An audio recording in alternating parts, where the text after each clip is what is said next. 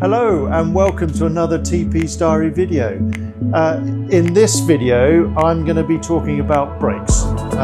If you've been watching the channel you would know that I've been working on my 1995 Jaguar XJS 4-litre Celebration, and we have just finished servicing the engine and the gearbox, and whilst I was doing that I had tested the moisture content of the braking system, and we've discovered that there's more than 4% moisture content in that brake fluid. So I need to flush that fluid through.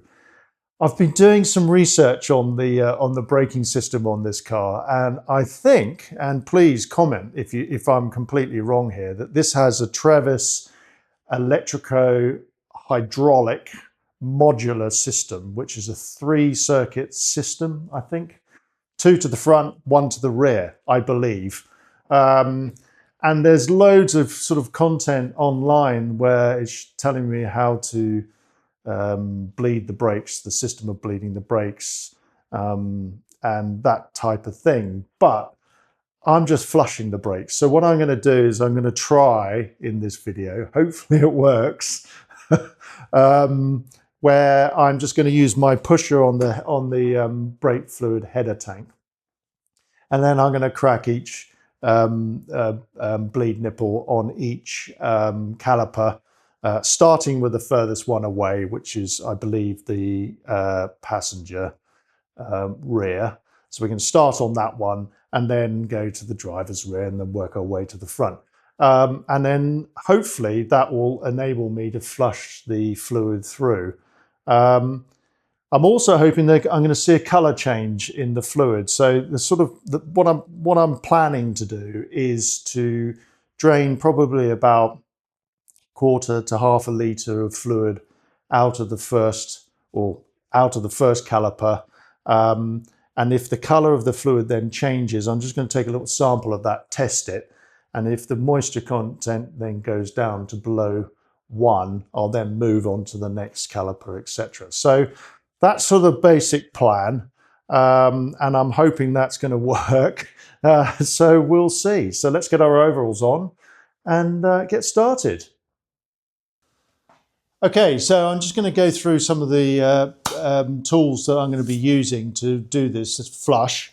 I've got my pusher, which is basically, it's a tank with a pump on the top and a gauge, and effectively as you're pumping it you're pressurizing this unit and it pushes up the fluid. There's about 2 litres of .4 brake fluid in this. I also have just a clean bucket. The connections I'll use, which you'll see me do. I'm not going to use this bottle, but I am going to use the pipe. So again, this is so I can connect this to the brake caliper once I crack that bleed screw off. Spanner and a couple of small brushes just to clean around the bleed nipple. I've got my fluid extractor because I want to extract the fluid from the header tank before I actually put any fresh fluid in. There's no point trying to push that old fluid through, so I may as well get that out.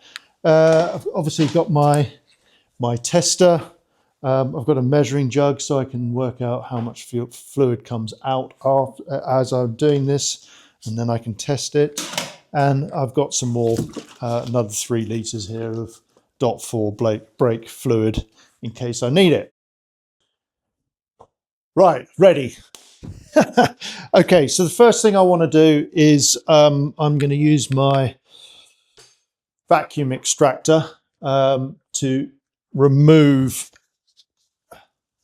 the old brake fluid. I don't need that cap for the moment. So let's just do that now. I keep all of these pipes in the bag because they're, to be honest,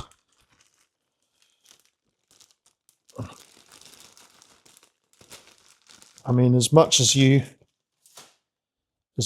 try, you can see there's like a residual amount of oil that's left in there. I mean, you can always try and get it out, but I can never get it out, so I just leave it in the bag. So let's just put them in like that, and then I want to actually, oops, poke you back in there, and then literally just put that in there like that.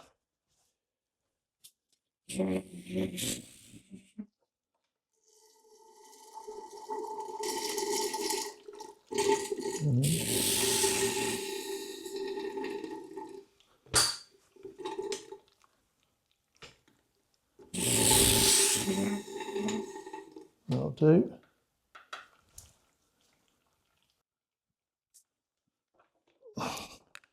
It just gets a small remaining amount. Let's just make sure. That all ends up back in the tank. And then you put it in like that, and you always keep it upright. So that's the tank now empty. I'm going to get my pusher now, and then in the jug, I'm actually going to brim that the expansion tank, or this tank, so it's absolutely full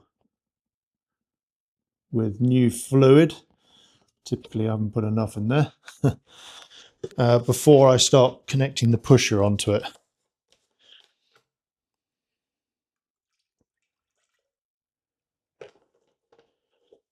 So literally brim it. There we go. So that's brimmed. So now I need to attach my special cap, which has got a fitting on the end of it. It's got a rubber seal inside, so we just screw that on, and then I use my it's like a special spanner, I suppose, just to do that up. So it's nice and tight.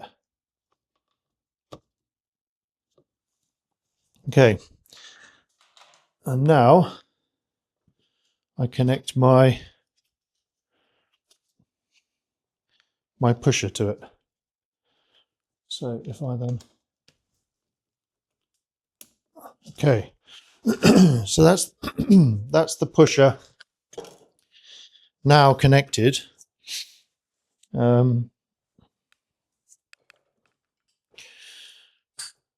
So what I'm going to do now is I'm going to pump up some pressure in here.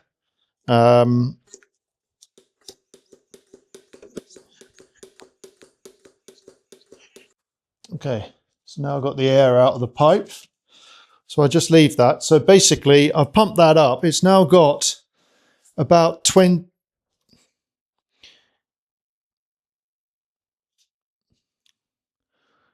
so it's about 15 psi inside there. Seems quite a lot to me, but so now we need to go around to the brake caliper and just get that side of it sorted out, and we can start hopefully pushing the new fluid through. So let's do that now. Okay, so right, we are now at the passenger rear wheel. So first job is I need to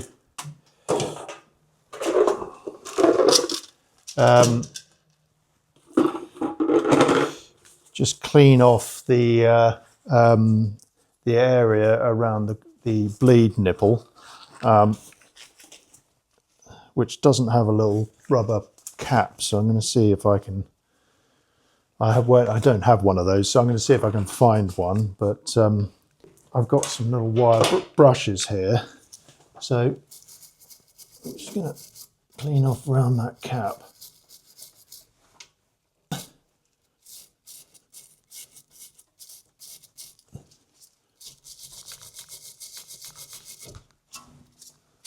Okay, so that looks pretty good.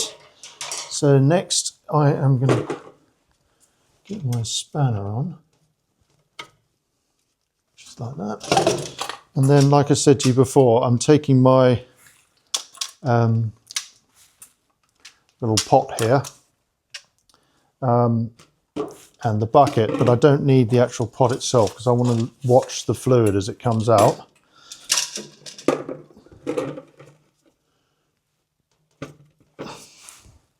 So, so now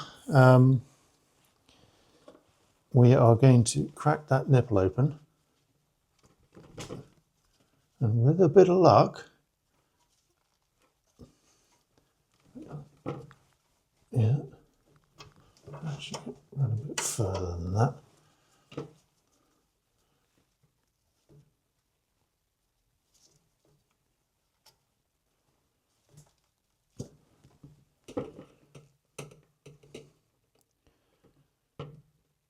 Right, there is fluid coming out, but it's very slow.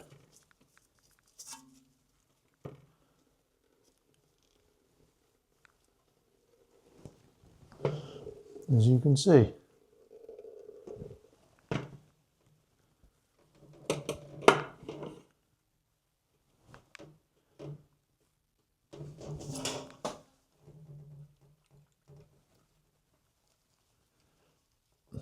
Okay, let's just do him up a bit. Let spanner off.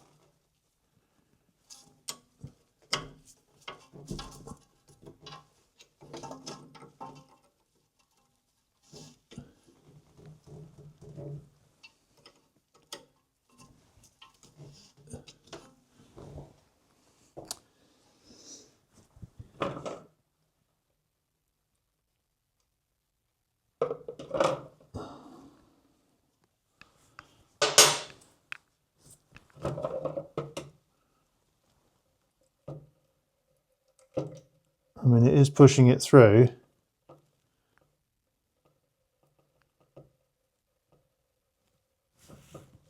At a very slow rate.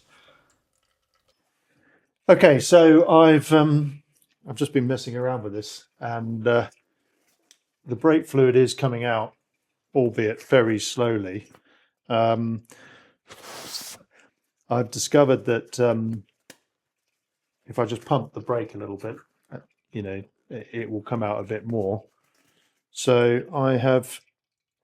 I've drained out probably close to half a litre, I would say. So I'm just going to take a sample now. Let's just put that in there, like.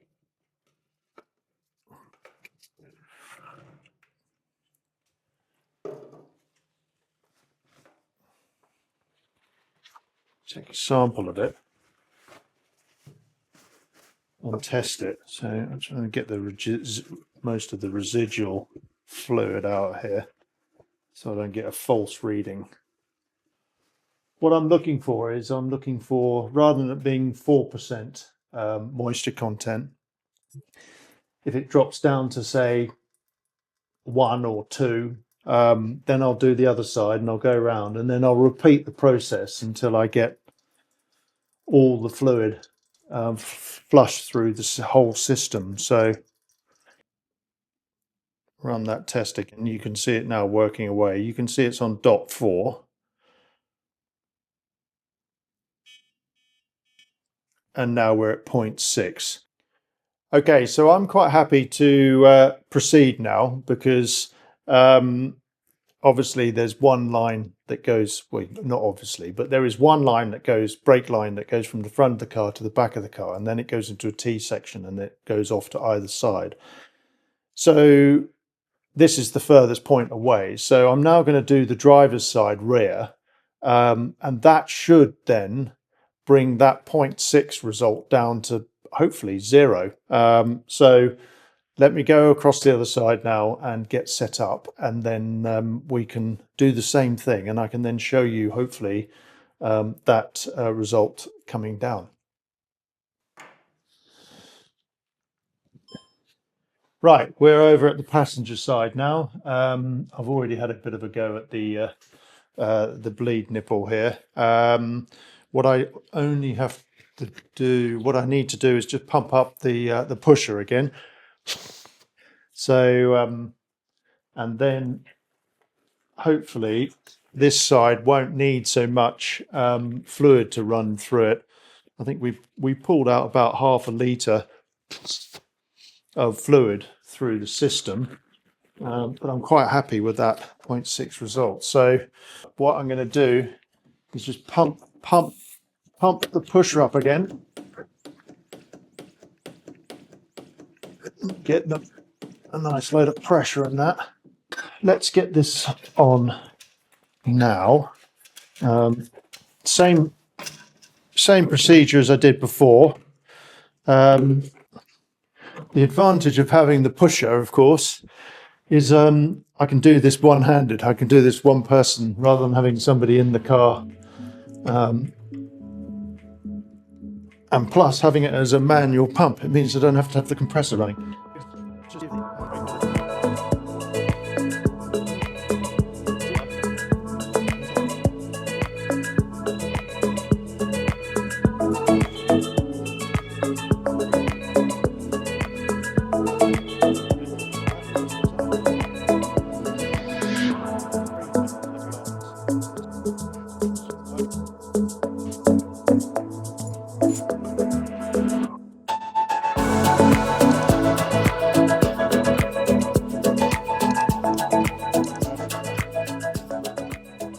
Okay, it's done.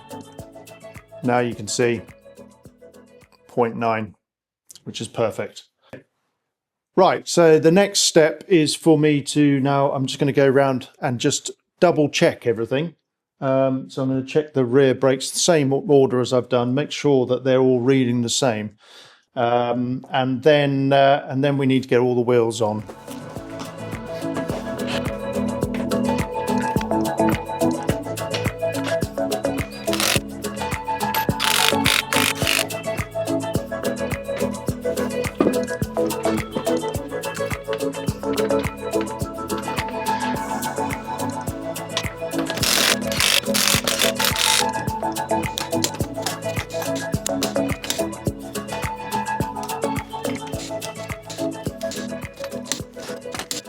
Well, that's the end of that video. I hope you enjoyed it. I did manage to delete a little bit of the footage, so hopefully you didn't notice that.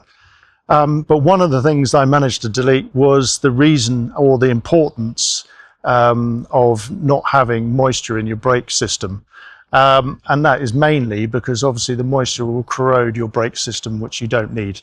Also, if you're driving the car with a heavy right foot, then you do run the risk of the brake fluid boiling, which again you don't want. So when you do these tests, if you get a result between 0 and 2%, that's considered safe. 2% to 3%, it's time to start thinking about getting it changed. Anything above 3%, change it immediately. So with this car at 4%, it was definitely long overdue. So that's how I flushed the system. It seemed to work, so that was quite good. So the next video is about the XK heading to Stoneleigh Park to the Iconic auctions, so that should be quite an interesting one. And yeah, thanks very much everybody for watching. If you did like the video, please hit that like button and do subscribe, and I will see you all in the next video.